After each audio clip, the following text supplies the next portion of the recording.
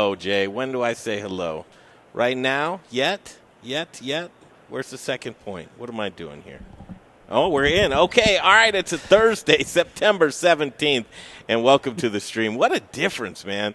The TME team has been hard at work. FallDinnerSeries.com. FallDinnerSeries.com. Where is it, Brian? It's on our website at themoderneater.com. You got to check that out. All right, Greg Hollenbach, Jay Parker, Faith Johnson in Studio Kitchen, Colorado, and Brian Freeman in a remote location at an undisclosed location not near you.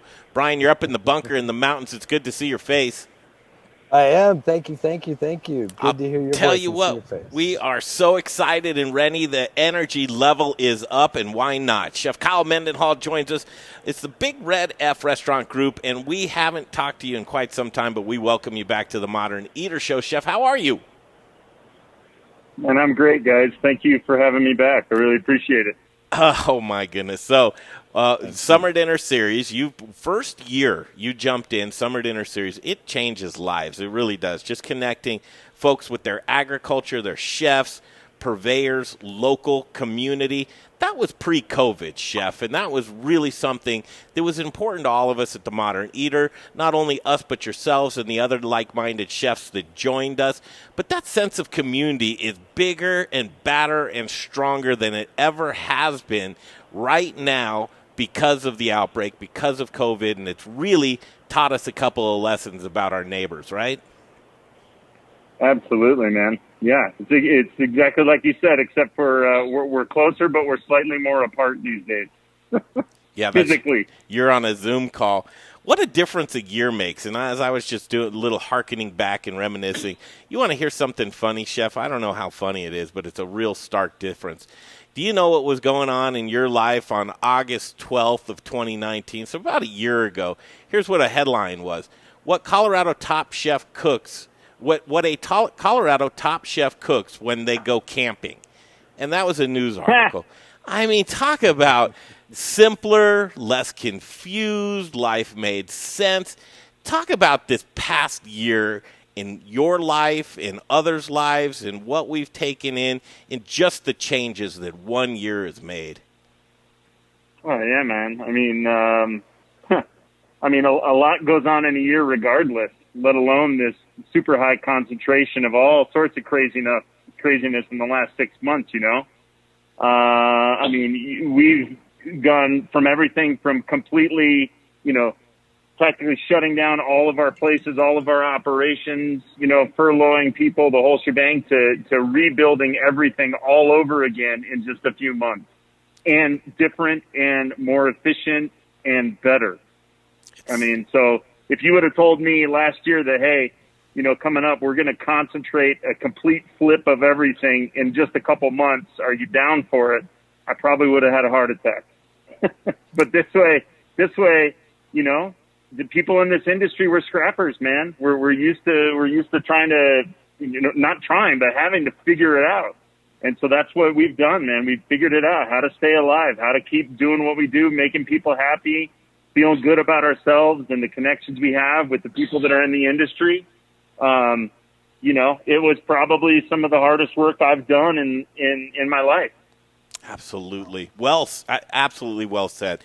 And just in a time where the only thing that's certain is uncertainty and people are really just grasping for any kind of traction, and pivoting has been a word that's been ringing through everybody's ears of how do you pivot, how do you adapt, how do you stay relevant, how do you keep connected to your customer, how do you not be so presumptuous that your customer's going to stay connected to you.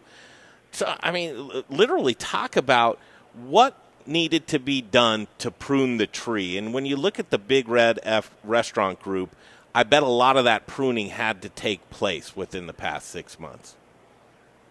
Yeah, I mean, we consolidated down. We were concentrated. There were a fortunate few of us that were able to keep our jobs, through this thing, and it meant anything and everything. I mean, I'm not normally anyway, but I mean, I wasn't above anything. I was bagging, chicken to go at the Post restaurants because those restaurants really supported us through through this difficult time. Everybody was literally doing everything that they could possibly do. And when we concentrated down, it meant that, everybody wore a bunch of different hats.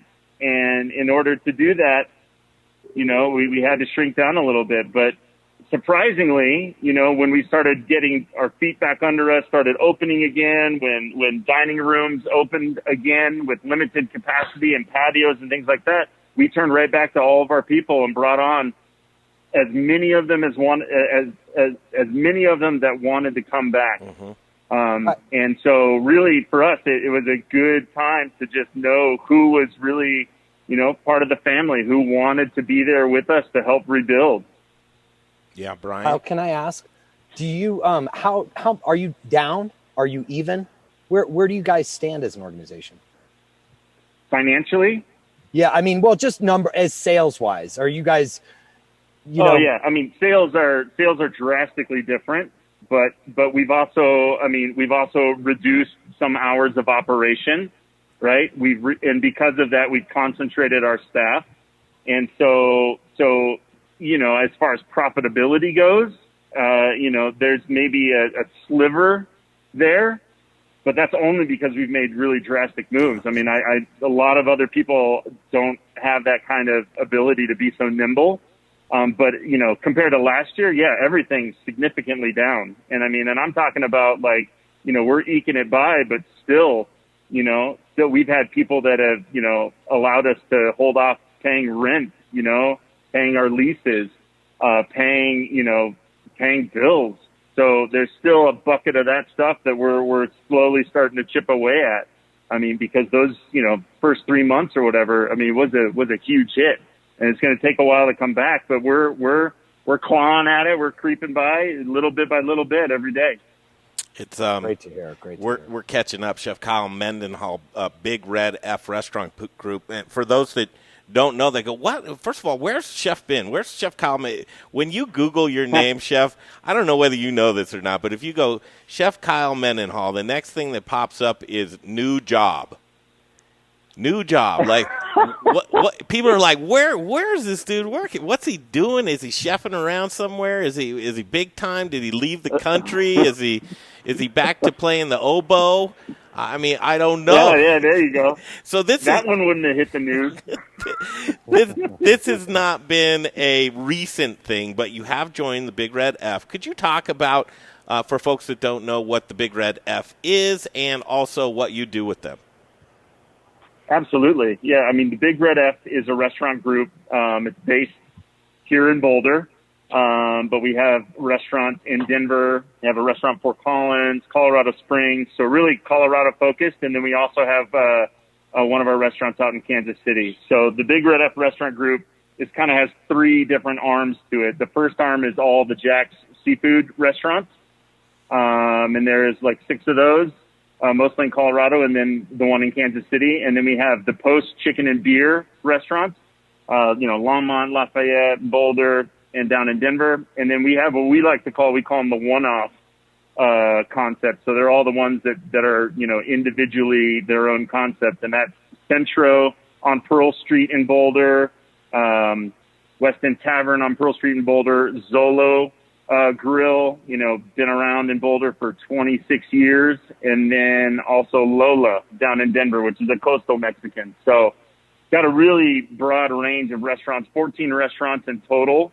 And my role, I've been with the company now for about a year and a half, which has felt like 5 years given, the past handful of months. And my role is executive chef for the company. And I have some really great partners that are directors of those various concepts. And I also work a lot hand in hand with Sheila Lucero, who is also a very prominent, Denver chef, and she's our culinary director. So her and I kind of manage the food programs and guidance counseling and everything else that comes along with being a manager in these restaurants. Wow. I love each and every one of those locations. It is very broad and vast from one concept to the next. I see that you have an apron on. Are you throwing pans around? Yeah. Are you cooking I'm these throwing days? some stew pans around today. Yeah, me and Marcello, the sous chef over here at Centro, are getting ready for dinner Hey. service tonight. He's whacking down some tuna over there, if you can see. Oh, nice. That should have been the opening shot, Go, Jay. well, I was trying. Go over there and let me see him stab this tuna a little bit, Chef. You know I was trying for. Don't stop, Chef. Just cut that. Oh, go that's berserk. a beautiful piece of fish. That's too. Oh God, what that is, man. I like. You gotta. Skills to the test right now. Yeah, tell us. There's that laugh I love. There's that laugh. Chef. You did it. You made it happen. I know. Talk about this guy right here. I'd like to know more about this gentleman that we're watching work. Marcello? Yeah. Marcello, he's the man. He holds it down here at Central Forest along with Chef Gabe. But Chef Gabe's, pretending he's on a beach somewhere today. I think probably sitting out on his patio like Brian is right now. Spell. Yeah, right? Chef Marcello. So Marcello's holding it down. Spell his name real quick. Marcello. Thank you, sir. Awesome. Yeah. Okay, so you have a dinner coming up with us. I can tell you guys that are watching. FallDinnerSeries.com. That'll be all the information. Faith Johnson's, our website gal, has done a great job of getting all of this information up for you to be able to join us. We have quite the lineup. I'm going to FallDinnerSeries.com too, so I can tell you what the lineup is. And sushi, words of my life. Who is it? Sushi chef extraordinaire, Chef Corey Baker, is going to join us for the Fall Dinner Series to open it off on Monday night, September 28th. Then our guy, here he is, he's with us right now, Tuesday, September 29th, Chef Kyle Mendenhall. Wednesday, September 30th, Chef Alex Seidel. Thursday, October 1st, Chef Scott Hiberneth from Angelo's Taverna and Carboy. Friday, October 2nd, and this chef is such a wonderful person, Chef Rebecca Weitzman, and she is holding down Logan Street right now, doing a wonderful job. She's hosting the whole series along with the Carboy and Logan Street and Angelo's group. They're wonderful people. It's going to be a great time. Notification for your dinner just came in right now through Eventbrite. Chef Kyle Mendenhall, Big Red F. Now, we got an email from you yesterday saying, hey, I was tempted to just do a vegetarian meal altogether. Are you doing veggie? Is veggie forward really what you're looking at these days? Tell me about your style these days. My style these days, it's really hard to pinpoint because it's always evolving, right? I'm one of those people that likes to continue to learn and continue to explore, building on all the things of the past and moving towards something different down the road. But, in the end, it's really just all about making tasty food, right? I could do whatever I think is the most amazing thing in the world. And if it's not tasty, then nothing's going to happen. So, that said, I guess these days I tend to gravitate more towards, specific vegetables. When I saw that list of all those awesome places you guys are going to go visit and things you're going to pick up, man, it's just, I start seeing, oh man, I can't wait to get some chilies back. I can't wait to get some apples back. I can't wait to get these things going. And, ironically, my mind doesn't necessarily go to like, oh man, I'm craving beef right now, or I'm craving, lamb right now. Not always. I tend to look at like vegetables first. And especially when we're in this part of the season in Colorado, and those things for that early fall, kind of late summer season is a time when some of my favorite vegetables are really popping off.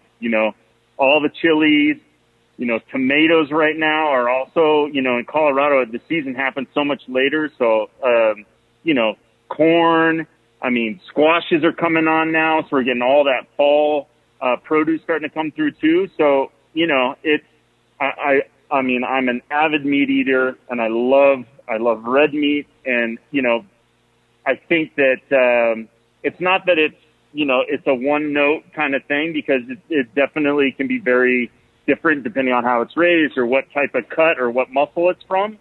But with, vegetables, you get this amazing variety in things. And I also like, showing people some things they haven't seen before. I put bok choy on the menu because I think a lot of chefs don't know how to work with bok choy. I think a lot of people out there don't go to the grocery store and buy bok choy in America. What are you doing with bok choy on your menu? The Pueblo green chili, bok choy, and borage. So grilled Harper feeder lamb sirloin. That's the fourth course. Bok choy, I really only put in bok choy in like a fish soup or something like that. How do you work with bok choy? And it's great for that. I mean, bok choy, it's a brassica, right? It's in the family of brassicas. It's the same family where you get, broccoli and cauliflower and mustard greens and stuff like that. So it's got it's got some depth of flavor to it. What I really like about bok choy too is it's got a great texture, right? And you're talking about putting it in a fish stew or something like that. That's often used that way because you get it holds its integrity, and you still get a nice crunch and a nice bite with it. And for me, I also just think, it's a beautiful looking vegetable. So my thought for the dinner is I'm going to take these baby bok choy heads and I'm going to whack them in half and probably, give them a quick kiss on the grill just a little bit, because I like the way that brassicas taste with a little bit of char and a little bit of grill.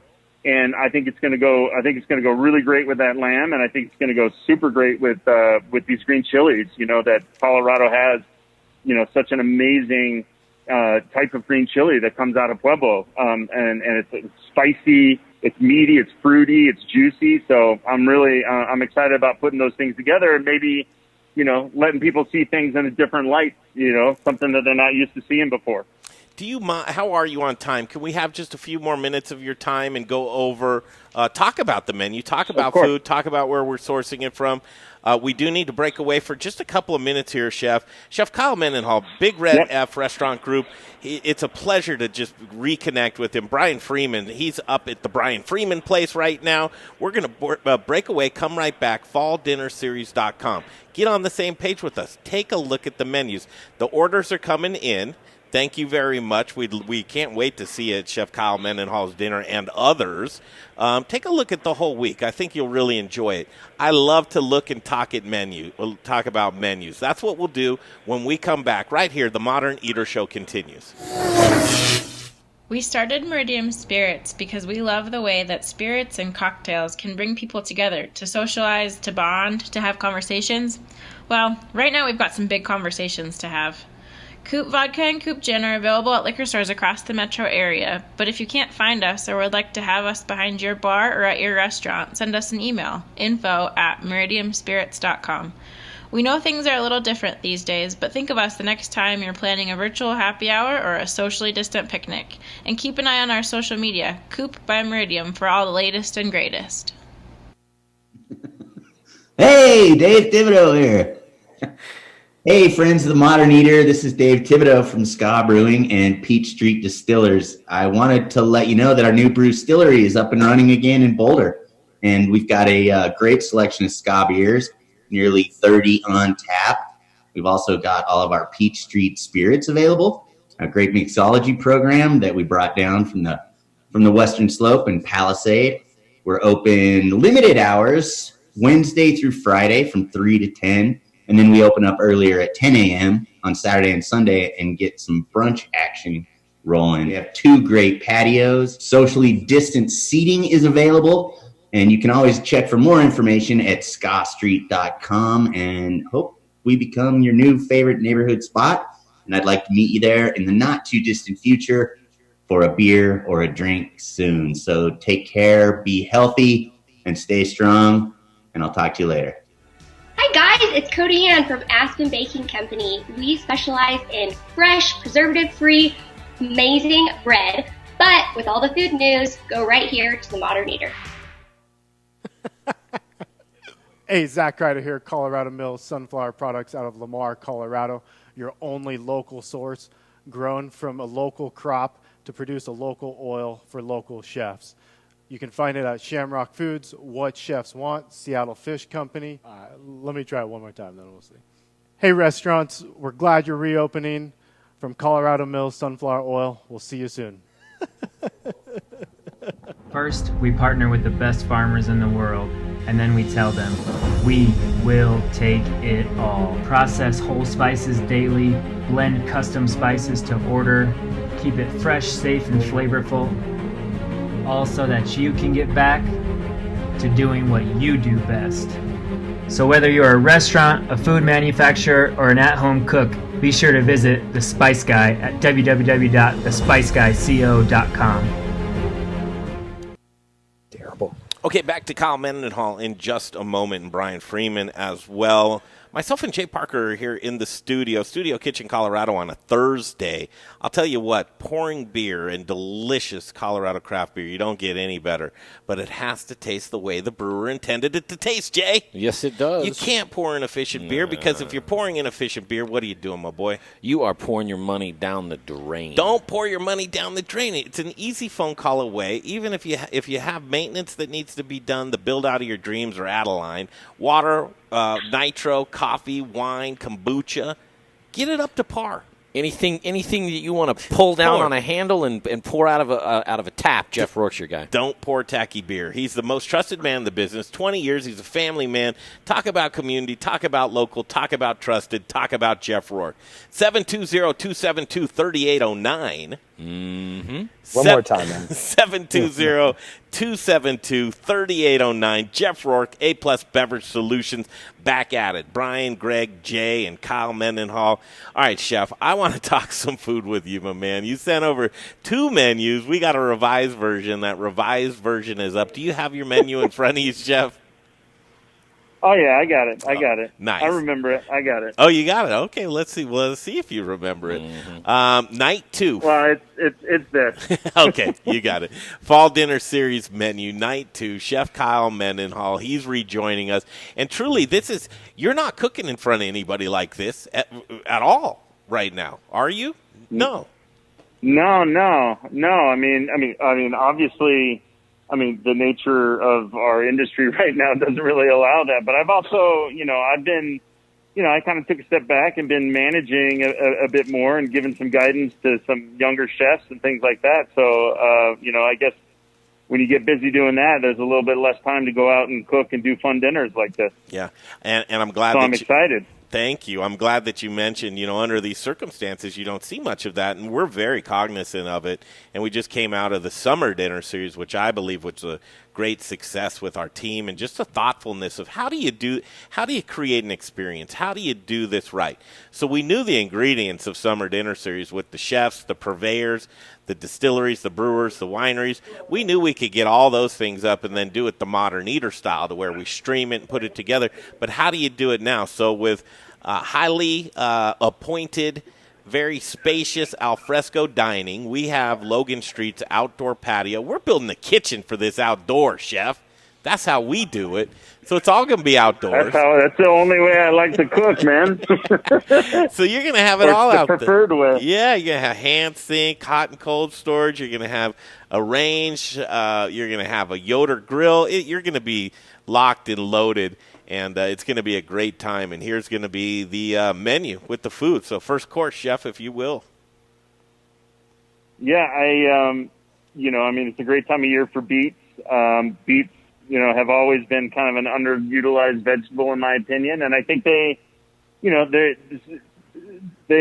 not appealing to everyone because of a lot of the times the way that it's been prepared. So, what I like to do is I take a whole beet and I pack it in what we call a salt dough, which is essentially just flour and salt and maybe some aromatics, and cook it in the oven. And what happens is it creates a seal around the beet. And so none of its flavor, right, is escaping. And it's actually like self-steaming itself.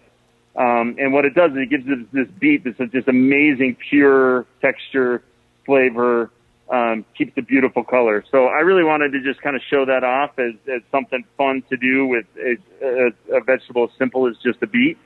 We got Fruition Farms partnered up with us. And so using some of their sheep's milk ricotta, that stuff is like gold, man. It is absolutely delicious. So, beets and ricotta are a pretty, common combination. They go well together.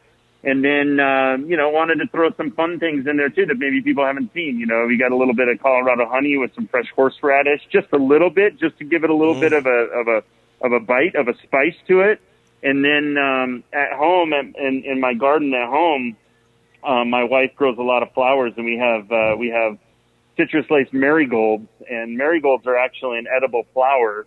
But what I really love is they have a small little leaf that almost looks like a fern, and it tastes like you're eating orange zest when you eat this leaf. And orange and beet is another really good sort of combination. And so I'm going to pick some of these leaves from my garden, and we're going to garnish the beet dish with that. Little poppy seed on top for a little bit of texture, for a little bit of color, a little bit of flavor. So, one of my most favorite dishes to do. I'm really looking forward to sharing that with everybody. Well, I love you so much. Oh, Brian, doesn't that sound first course, that first course, Jay, you look at it and you say, okay, that's delicious. It looks hearty. It looks delicious. It's got everything you need. All right, eat that, go home. The dinner's over, right? Well, no, there's more. No, there's more. That's first course. Okay, I need to mention libations provided by Meridium Spirits, Tommy Knocker Brewery, and Carboy Winery. So we've got the goods. We got the goody goodies coming up with you too. Second course, chef, if you would. Yeah, this has been a great year for beans in Colorado. So I'm really excited to highlight beans, and you're going to the Pacheco Farms, and they've got some haricot verts, which I've heard this is just and seen. It's just been a stellar year for the small French green bean, the haricot vert. So I wanted to do a salad with those. We've got some yellow wax beans in there, and then one of my most favorites is a dragon tongue bean. Purely, if anything, just for the name, right? You get to go in and eat at a restaurant and then come out of it saying, man, I ate dragon tongue something or other.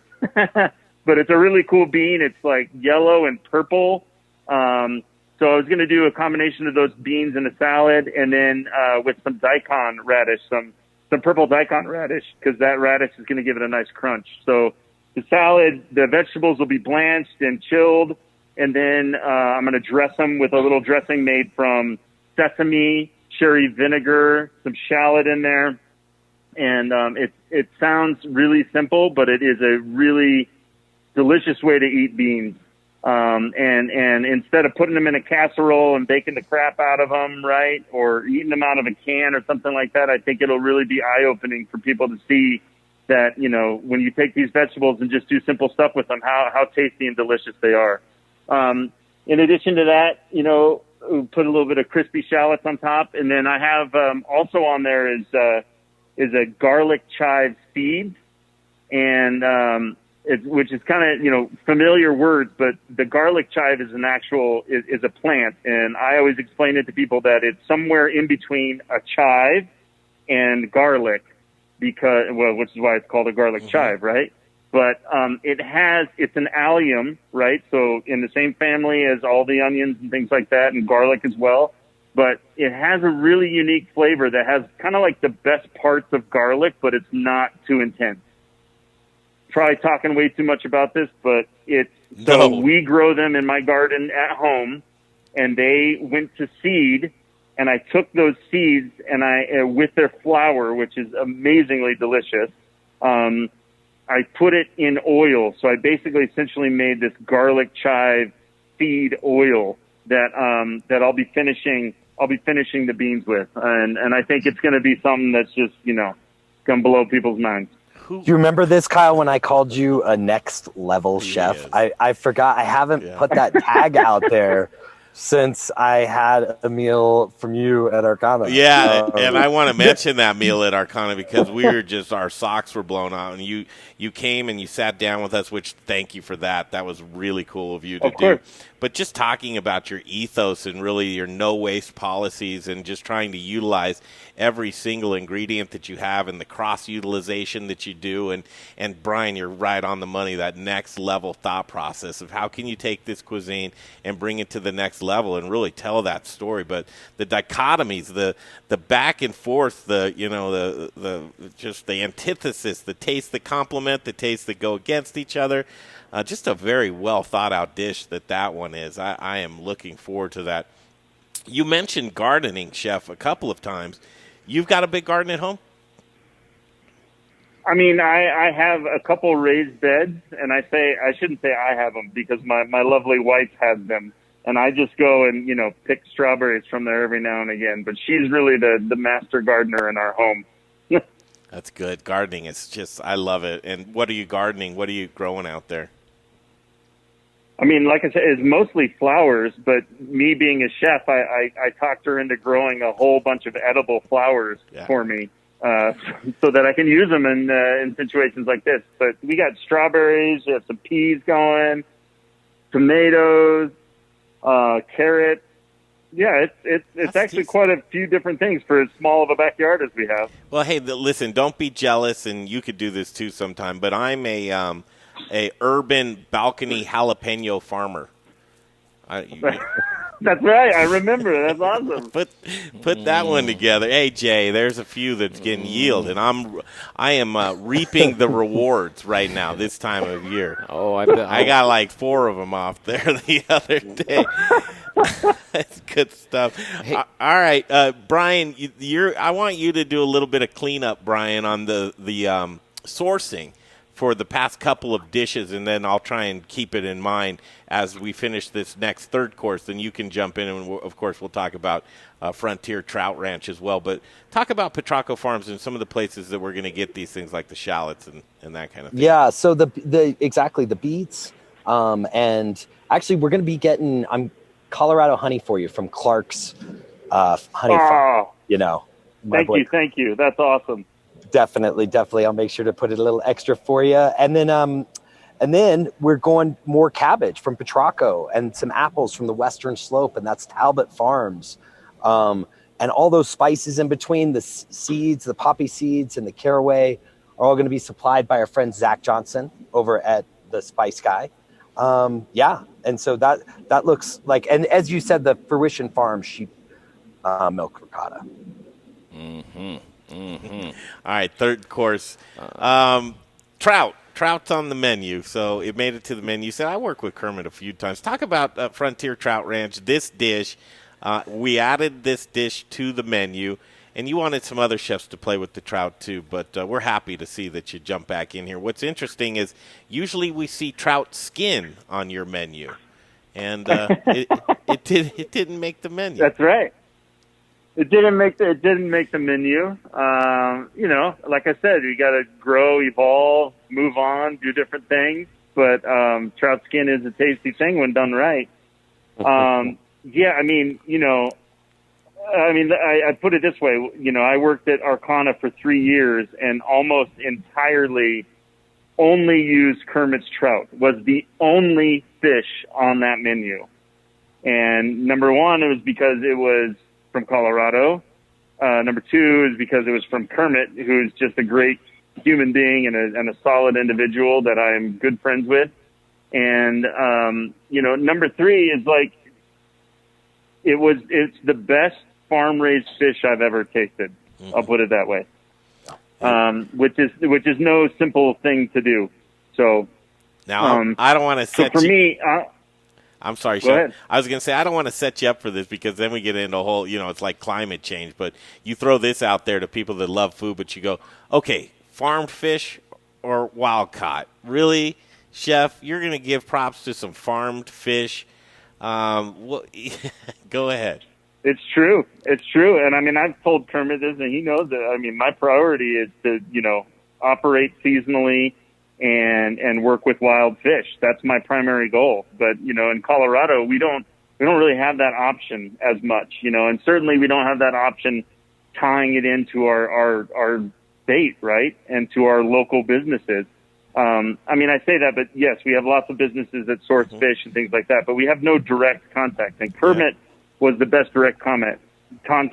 And, taste always trumps everything, right? If it tastes good, you're going to want it again. You're going to want to work with it. You're going to want to use it. And so if it was farm raised and it was bad, or his practices were bad, if he didn't have a million bug zappers around his ponds and stuff where he's harvesting bugs for these fish to eat and stuff, it sounds weird, but that's the way it naturally is. That's the same thing those trout are going to be eaten anyway. And it's because of those reasons that, it is, for me, it's been one major exception is to work with a guy like Kermit at Frontier Trout Ranch. So, I'm excited to work with it again for sure. I just always feel like I have to do it more justice than I've done it even in the past. Yeah. So there's some pressure there. You want to hear something exciting? Is he's raising char right now. Did you know that? I know. Isn't that cool? We had talked a while back about him starting some char, and I was like, dude, you need to do it. If it turns out, like the trout, people are going to go bonkers for it. We're hoping to get you a couple. Jay Parker? So you know.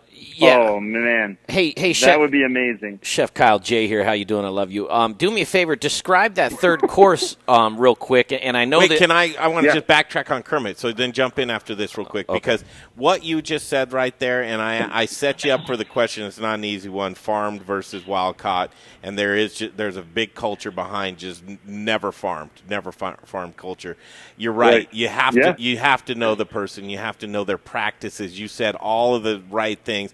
We've gone down to Saguache, Colorado multiple times to see what that practice is and what Kermit is all about and what he's doing.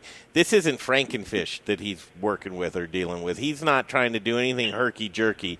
He's trying to build the best. It's a resort for fish, for crying out loud. It is a trout ranch. He is in the delicious fish, and it's sushi grade, and it's controlled water. And if you talk about farming done right, it's got to be seen, and this is the exact reason why Kyle Mendenhall is talking about Kermit Krantz in our local community and on our food and beverage. But this is what it's all about, guys. And I don't mean to get all geeky or weird or anything, but this is why we do these dinner series, is to highlight our brothers and sisters that are in our backyards that are doing great things. And for you, Chef Mendenhall, to say those great things, especially I know your thought process and your ethos, that probably meant a lot to Kermit. So we'll make sure he gets that sound clip for sure. Go ahead, Jay. Sorry about that. No, that's all right. I'm just going to say, talking about sound clips, I'm going to cut up all these dishes, and then put it out in his page. Oh, that's and cool. Something like that, so that people can tune in and hear him describe each dish. So that being said, Chef, you've did the first two. I need 3, 4, and 5, and I know you're short on time, so just do the third one. Yeah, so the third one is going to be coal-roasted cabbage. So one of my favorite things to do is take cabbage whole and just throw it right on some hot coals, let it go for a bit. Same kind of concept, like you lose some outer leaves, but really the sweetness of the cabbage concentrates as it sort of cooks in its own juices with the protection of the outer leaves. So it comes out really sweet and having a really nutty flavor. So we're going to do some cold cabbage on the dish. We're going to do a little, almost like a dressing with a little bit of the diced apple, a little toasted caraway, and some olive oil. And then we're going to take the trout, and what I'd like to do is I'm going to just put a really light glaze of a little bit of miso on top of it and broil it. So, almost a little kind of Asian-y influence. And then on the bottom, I'll do a little bit of brown butter with a little bit of white miso together. So that should tie it all in. So, even though you're seeing cabbage and toasted caraway and things like that, but it's going to actually be on the sweeter, nuttier side. And I'm excited to see the trout come through with those accompaniments. Does brown butter just mean halfway burnt butter? Yeah, what it is, butter, it has milk solids, right? So you have milk solids that actually caramelize as it gets hotter and hotter and hotter, right, as it cooks. And what it does is it's the Maillard reaction. And so you get those nice brown bits in there that are really caramely flavored and super tasty. And for me, that's a flavor that I could never not like. You got to keep an eye on that butter, huh, to get it to that exact point you want it? Yeah, the French do a beurre noisette, which is pretty dark. It's almost like burnt, and that's too much for me. But a nice golden brown on that butter, oh, delicious. I agree. Is there anything, especially with fish? Brian Freeman, anything that sticks out in that course sourcing wise? Well, of course, the trout. We're going back to Petrocco because they've got all this, and then Talbot Farms is bringing us our apples again. What's exciting, though, I'll tell you, that butter's coming from our good friends over our new relationship with our friends at Royal Crest Dairy. Oh, fantastic! That's great. All right, Nice. let's continue on to the fourth and fifth course, if you would. So main course right now. Give me two. Jay's trying to mark these. Give me 2 seconds. I'm trying to get a couple of things in order here. What were you saying, Chef? Go ahead. About what? Course 4. Here we go. Course 4, grilled lamb sirloin. So one of my favorite cuts of lamb is the sirloin. I think it's got, it definitely has a big depth of flavor. You know, lamb as a whole is a pretty, tender-wise, is pretty much the same kind of across the animal, right? You get into the shanks and things like that. There's more tender and stuff like that. But, as a whole, it's a tender animal. But I really like the sirloin because it is a little bit more firm and you get a little bit more depth of flavor. And for me, having that, most all Colorado lamb is mild in flavor.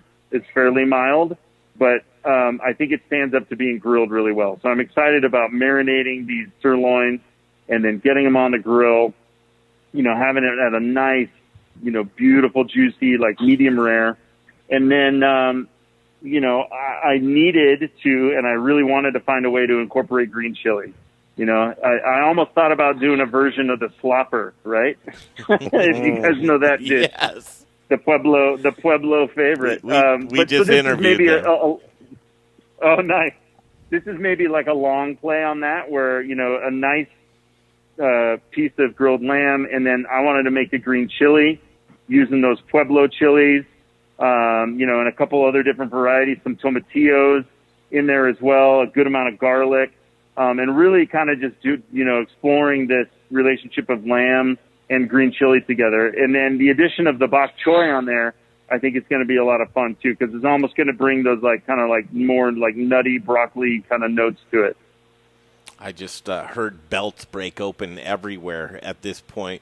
And, come hungry, obviously. it's we want you to have your fill, but these are just very well constructed dishes, and we're not going to overfeed you, of course, but we're going to give you plenty of food. And I am so looking forward to this, man. Brian, I know you are too. I can already. Oh tell. Yeah. Well, I'm curious, Chef. Have you ever used a Yoder grill with all charcoal?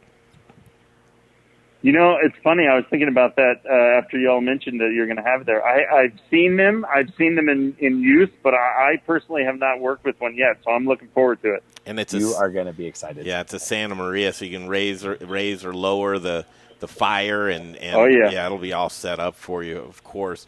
Fifth course, this is where we go into it. And Bo and Era, these are great friends of ours, and we traveled to meet with them in June at the Four Corners of Colorado, and just an interesting way that they grow. I mean, they order their water the day before, Chef, to know what they're going to pipe in.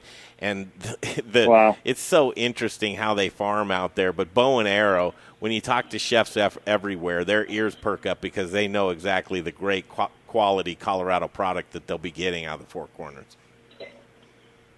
Yeah, and for me, I thought it would be a lot of fun in this last course to, highlight cornmeal, right? Who does that really for dessert? So I thought it would be fun to kind of take a different look at it, a different angle. We currently work with the Bow and Arrow blue cornmeal now over at Zolo, and I've kind of been tweaking some recipes for a while and have this really good cornbread that we serve. And I'm going to take that, I'm going to turn it in, I'm going to make it a little lighter, turn it into more like a cake. And then, I also know that Talbot Farms grows a lot of grapes out in Palisades. So I was really hoping you guys might be able to bring me back some grapes, because what I'd like to do is I'd like to just simply roast them. And then I have a little bit of grape syrup that I made from some grapes that are in my backyard. And I'm hoping to combine those two with the roasted grapes, a little grape syrup. You got the cornbread, and then I'm going to fill the cornbread with pumpkin diplomat cream. And a diplomat cream is rightfully so. It sounds kind of, upper echelon, but it's essentially pastry cream that has whipped cream folded into it. And so we're going to do that with a pie pumpkin flavor. I believe those pie pumpkins are also coming from Petreco. And I just thought, man, it's super seasonal dish. And it's going to be a lot of fun for people to try these things a little bit differently. And, using grapes in Colorado is highly underutilized as well. I mean, we actually have, certainly on the Western Slope, places that grow a lot of really good grapes. Gosh, the world misses you making a menu every night for them. He is. Oh, come on. You guys are too good. Come on. I'll tell you what. All right, so it's all set up, and Chef Kyle Mendenhall, there's no turning back now. This is our fall dinner series, September 29th. It's a Tuesday. Tickets are selling fast. Get in on this menu. Get in on the community. Get in on just basically seeing all these things come together.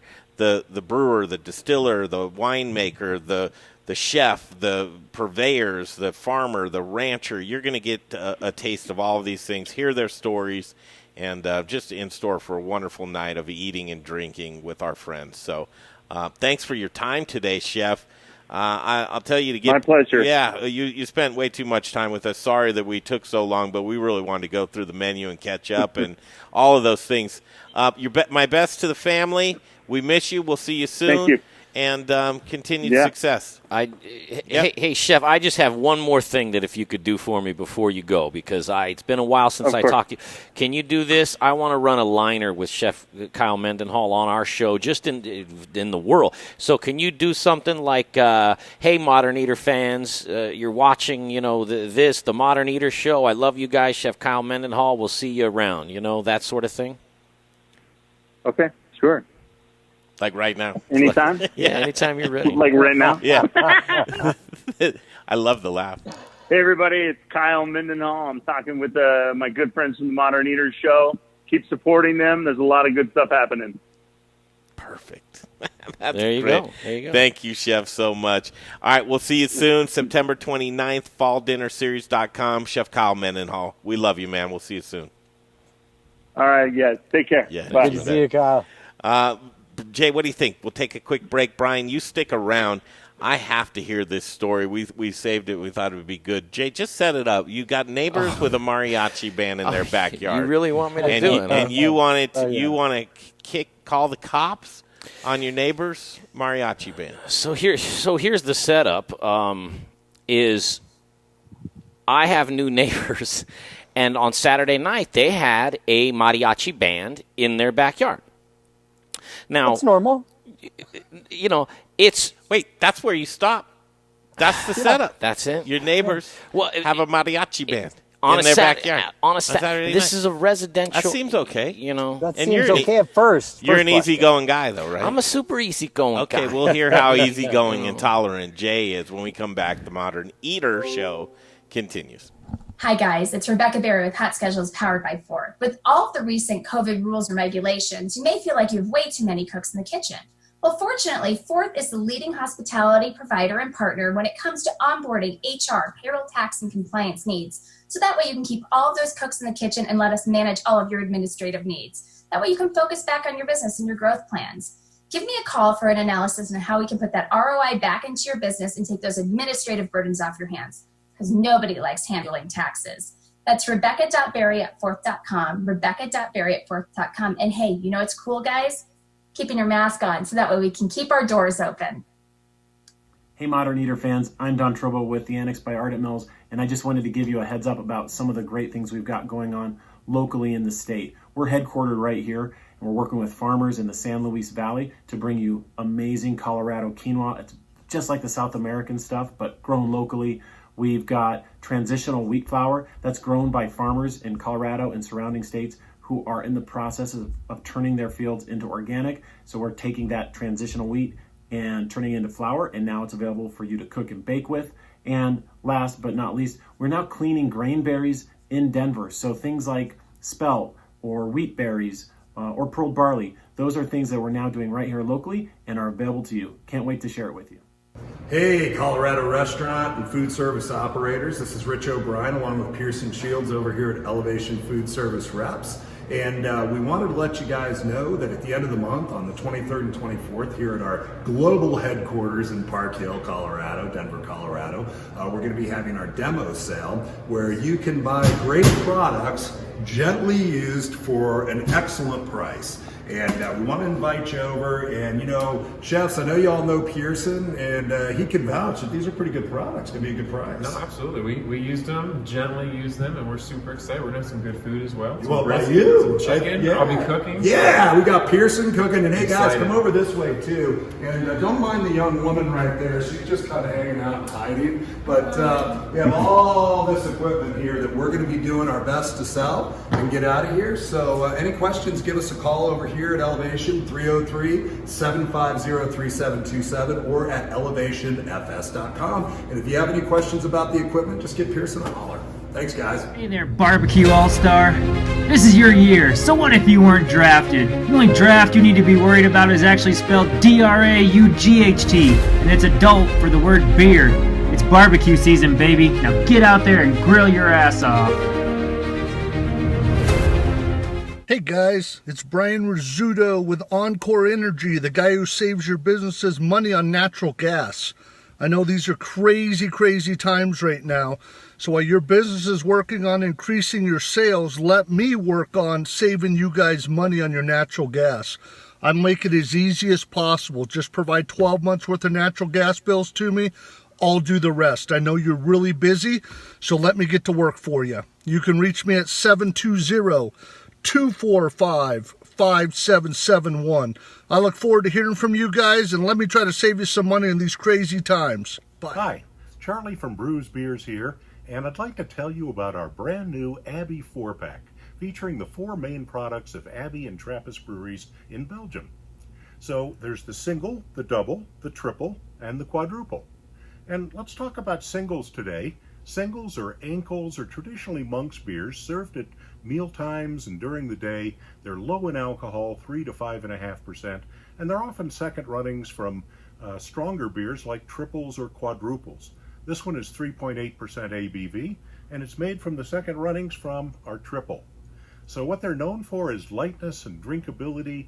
They're biscuity flavor with distinct hoppiness, and they're very refreshing. Great summer beers, available at either Brews location, 67th and Pecos, or at Colfax in York, and at fine liquor stores throughout the metro area.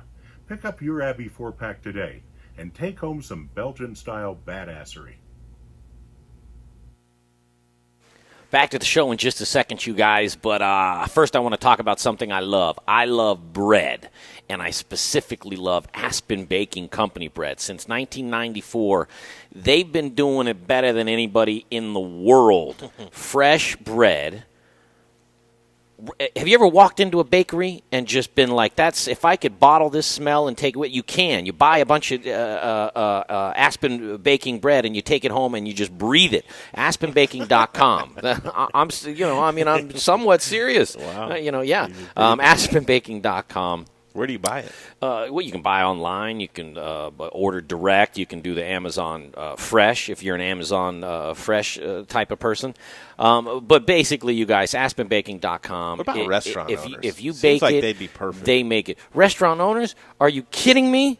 Are you kidding me, restaurant owners? And chefs, if you don't own your restaurant, talk to the restaurant owner. But if you own it, I mean, listen, there's a lot of chefs already using them because they know the difference between frozen bread and then you get it and have to thaw it, or the company freezes it. And they don't tell you. you can order it and lie and say you baked it.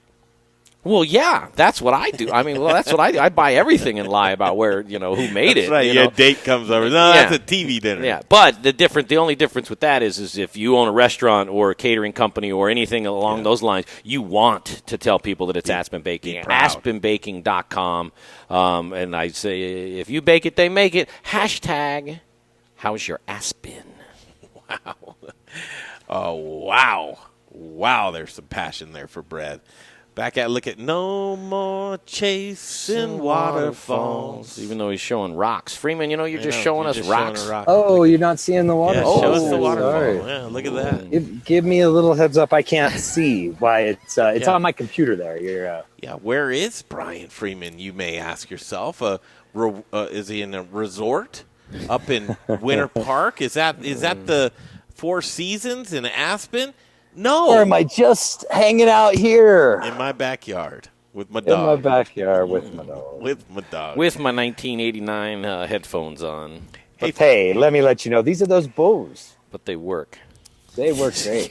I can't even do this with him right now. Everybody clap your hands. I wanted to see if he gets up with that cigar and start clapping. Are you really a cigar person, Freeman? Because if you are, I'm just now learning about it. Or is that a blunt? Because you look really squinty-eyed with that. No, definitely not a blunt.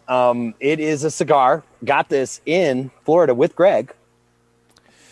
You did? Did you illegally transport that back? Is that what I'm hearing? I wouldn't say it was illegal. It was right in plain sight in my suitcase. But I've been trying to do things that I haven't been doing. And so today and yesterday, I got one of these cigars because I haven't done that in a long, long time. Mm-hmm. And then I got this. Are you drinking and smoking at noon? What time is it? 3? Yeah, you turn 60 and you just retire, huh? So your day's over is what you're saying. No. I've got to go back to building this. I am building a Murphy bed. Yeah, I'll bet you're installing it in my house. You're putting together an IKEA 12-piece I wish. twin bed. I wish I ordered this bed. We're redoing our basements to add more beds. I've got a lot of kids in this family, and my daughter's birthday is this weekend, and she's having a 13-kid sleepover. Are you sure that's safe? Whoa. You want 13 You want to announce that? Are you sure? Yeah. Well, let me ask you this, just a first question that pops into my head. Be careful. Who the hell's idea was this? Yeah. And at what point do you get to, like, I don't know, let's say 7, and that's not red flag enough to just be like, hey, can we cap the kids at 7? Well, actually... Not to mention 10. I mean, when you get to 10, how do you get to 13? I'm sending, actually, you're right. I am sending 3 of them home. Already? Yeah. So I did negotiate. 3 of them are not allowed to spend the night. So you're right. I said that. I misspoke. There's going to be some TikTok. 10 girls. TikTok 10 dances girls. going. Don't laugh at me, man. There's going to be some TikTok dances going. Is that how TikTok dances go right there? Right. I think that's a little outdated. I mean, I'm not one. I'm not hip, but whatever they called that, I think that was either 77 they stopped doing that, and I think it came back, in the early 90s, and then good went stuff right there. Away. Do you want me to tell you this story? I do. So set it up. A mariachi band in your neighbor's backyard. A mariachi band in my neighbor's backyard, and so now they live there, right? I don't know. Are they just practicing? I don't have any. I don't know. You have no background. I can just. Were they dressed up? I can't tell you that either. Because you couldn't see. But once I tell you the story, all those questions, you'll know why I can't answer them. I wish I could. So I'll paint the picture for you, and then you can do what you want with it. But I get home Saturday night from work. Yeah, just so you guys know, this is a bonus edition of the Modern Eater Show right now. Jay is giving us the end of the show. some storytelling. Hey, man, viewership's starting to bounce up. They see this guy about ready to go berserk. They're like, I want to witness this guy freak out online. And you're snapping. And because here I come, man. This is what you always want me more energy. Mariachi band backyard. Mr. Mariachi. So let me just paint the picture. Residential neighborhood in Aurora. Yeah. Okay. Quiet neighborhood, but safe and just normal. I call it just normal, right? Yeah. So in my backyard, if you go into my backyard, my backyard, touches the neighbor from the other side of the block's backyard, and so on and so forth. So 2 houses down. So not the neighbor that I'm directly connected to backyard-wise, but the neighbor to their, north or whatever. I get home Saturday night from work, from here. It was around 9 o'clock, a little after 9 o'clock. And I get out of my car in the front porch, and I already hear this. You knew it was going to be long, right? And I heard that, and I'm like, what's this music coming from? Now, I've seen a few things over the past couple months on a Saturday night to where you have new neighbors because you see some people doing some stuff different, and they're playing some music a little bit louder than is traditionally played in the neighborhood. And reason being, I have a lot of elderly neighbors, right? And retired and just in their yard with their fingernail clippers making me look like a horrible person. But so I hear them, I go, okay, that's probably the new neighbors, but that seems exceedingly loud. I get into my home. I open my back door to my backyard. Greg, it's like a concert. It is a full-blown sound coming through I can feel the vibration, bro, right? I go out. So you're enjoying this. You're like, free concert. I'm like, sounds good. Maybe I should call some people over and have a little party myself, right? No, you're into it. No, you're like, people are having a good time. And I'm not into it, but I'm like, did it sound good? Good mariachi band? No, they were bad, but I actually liked that style of music, and I wouldn't have any problem in the world if I could hear that they're playing music down there a little bit too loud or something. Greg, this was just I'll paint you a picture. And so I hear this, and I go, this can't be normal. Like, this isn't real, because how is it? It's so loud. It's like, how is this happening? Why aren't my elderly neighbors calling the police every 2 seconds and shutting this down? Like, that doesn't make sense to me, right? So I'm like, what am I really So I go out on the deck, and I look down to the house. I made a video of it. I'll show you after the show. I could probably play the audio for it. You could hear it from 2 houses down.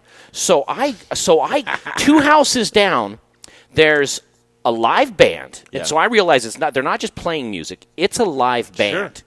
And I'm like, how would you put a live band in the neighborhood? Whatever. I can't believe that's happening. I don't believe it, but it is. Okay. I come inside. I sit. It's warm, right? It was a warm night.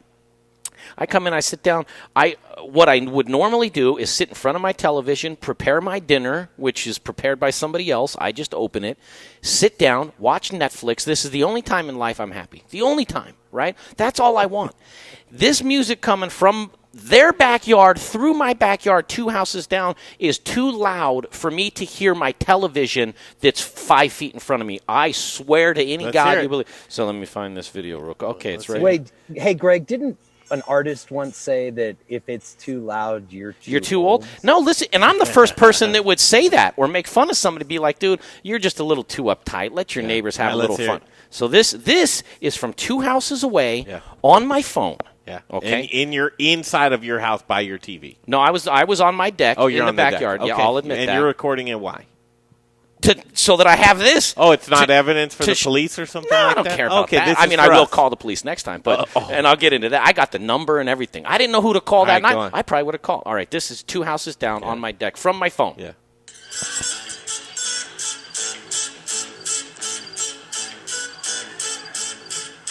Okay, 2 houses away, bro. And it's coming in this loud from just my phone. You know, it's not like I have a couple questions here. Were there people in the partying in the backyard? Yeah, but were there cars in the street? And I couldn't see because I don't live on that block. You don't go outside to investigate a little bit? Walk around? Not for more than my deck. You know, I'm not. So you didn't care about it too much. Yeah. Well, I cared about the inconvenience of it. But here's the thing. I mean, but what am I going to do? I mean, what am I going to do if there's a bunch of cars out in front of their house? What does that do for me? It doesn't change the fact that the music's playing. There's a band back maybe there. a little bit, right? Well, no, I don't understand how. You know, if there's people enjoying. I mean, more tires to slash? Is that what you mean? No, if there's people enjoying, you're just like, hey, listen, our neighbors are having a party. I'm going to just. I already know all that, and I swear, I'm being totally honest when I say we should have had a poll. This is beyond normal. And it went till after midnight. Oh, okay. It went until after midnight, and was it a Friday or Saturday night? It was a Saturday night. It was a Saturday night. How many hours did it go? At least 3, 9, 10, 11, 12. At least 3 because I got home at 9. Consistent. That loud. And every time they took like a 5-minute break, you know, I thought, Popo showed up, shut him down. Shut him down. You're happy and waiting. Yeah, and then all of a sudden, you'd hear that unmistakable first couple words that a band singer would do before the music starts, you know, and they had to have a party. No, it was a party. Hey, Brian, it's working. That band we hired for the neighbors to play for Jay to go nuts. Dude, I can't. I mean, go berserk. I can't believe you just didn't go with it. Go over and join the damn party. It was Saturday night. Man, first of all, make a new friend. First of all, I'm being serious about all this. You guys are making jokes about it. No, we are. The seriousness is I'm obviously not going to go over there and make new friends. And I'll tell you this much. I tried to find a number to call, and I'd already had it planned out to where I'm just going to say, listen, I'm that person right now that's making a noise complaint, but this is, in my estimation, and just my opinion, I guess, but this, you guys, was way different than somebody playing music too loud. I mean, this was a band. I'd have been the same way. But I'll tell you this much. I can tell you right now. In my phone, I have under Aurora. I would have called the cops already. Probably. Aurora non-emergency queued up, and I cannot wait. And I already called them to tell them that, hey, listen, if this happens again, what do I do? Because I don't want to call. I'm not going to call 911, or I can at least say that I didn't call 911 and bother them with this. But I called ahead, like Monday. I called and I was like, hey, listen, this is. I couldn't go to sleep. I go to bed before midnight. What if it was your favorite music? Man, what if that was like Belle Biv DeVoe over there? Well, my favorite music, I do enjoy Belle Biv DeVoe. Would you have just yes? Because here's the thing: enjoyed the concert? whether you believe this or not, I love mariachi music. Like it's fun to me. There's good energy. Were They're there always times, having fun. Were there certain times where you actually did get into it for a second? Like, no. Ooh, that sounds pretty good. No. I mean, the band I don't think was that great. I don't have any musical talent or knowledge at all. Did you have tacos or any kind of Mexican food that night?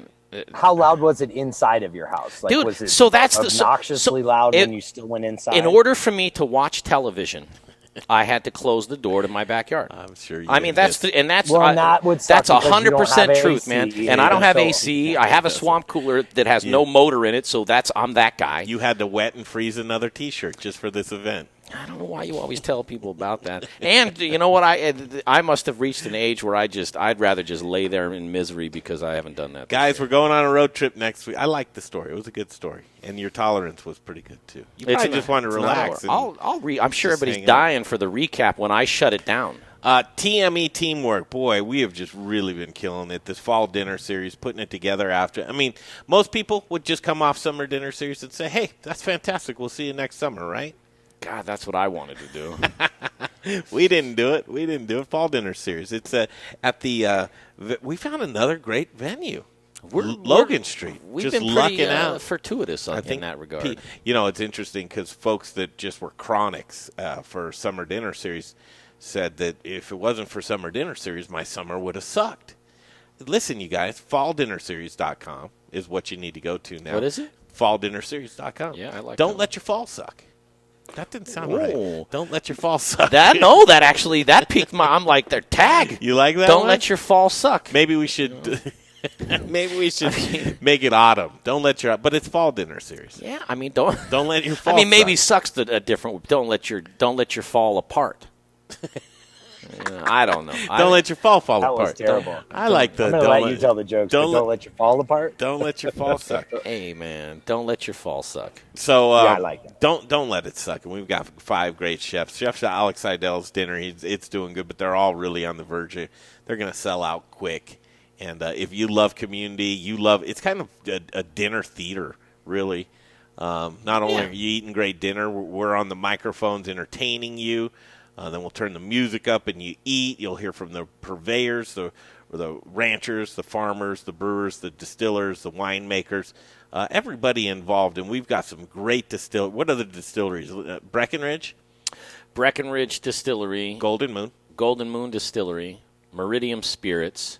Family Jones. Yes. Yeah. And how about breweries? Can you do that too? Are you ready for this, yeah. Mac? Watch, because this brewery list will blow you away. I don't know if I'm doing it in order. I'm going to try. You don't have to. But these breweries will blow you away. Brews Beers. Yep. So if that goes without saying. Odd 13 Brewing. Yep. Odell Brewing. Yep. Hold on. Ratio Beer Works. Yep. And Tommy Knocker. You got them all. I mean, if you know beer, obviously if you know beer, you're like, all right, shut up, dude, I get it. If you don't know beer, ask one of your friends to know beer. It's 5 days in a row. It's Monday through Friday. It starts on the 28th. Mm-hmm. Goes to the 2nd of October. It is the Fall Dinner Series. It's at Logan Street. It's a former Governor's Park. Here, I mean, hey, listen, if you haven't been there since Governor's Park, you got to do yourself a favor, and Carboy Winery as well. You want to really get a laugh before we get out of here? Let's just throw it right to Brian Freeman, who's playing with the dog. Brian, name them in sequential order, Monday through Friday. Who are our chefs? First chef is Corey Baker from the Sushi Den, and that is Monday night. Formerly from the Sushi Den. Oh, formerly. Yeah. I didn't know he left. Yeah. Oh, right on. Okay, good deal. Good deal. Yep, so Corey Baker, that is Monday night. Tuesday night, we've got Kyle Mendenhall. Then Wednesday night, we have Chef Alex Seidel. Thursday night, Scott Hebeneth. And we're getting a check on that. Yeah.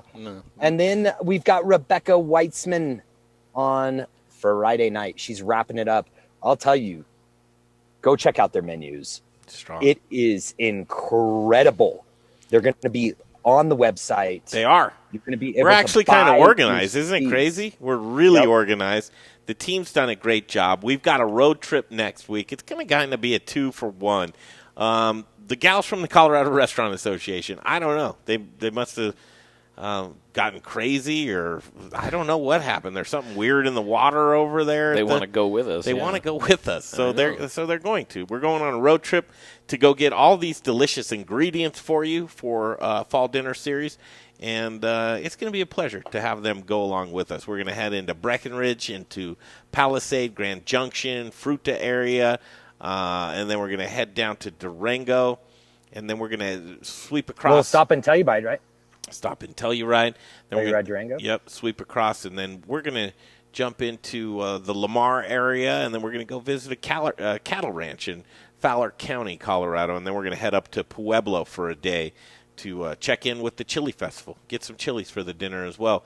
Then we'll come back, and so then we'll make a return trip Sunday to visit Fruition Farms. But we got a lot of work to do. We got a lot of goodies to go get you guys. We will be streaming live every single day.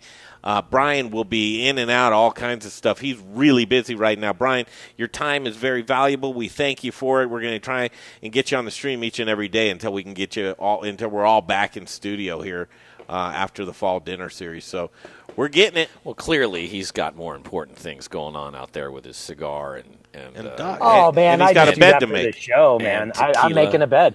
Yeah, seriously. Oh no, man.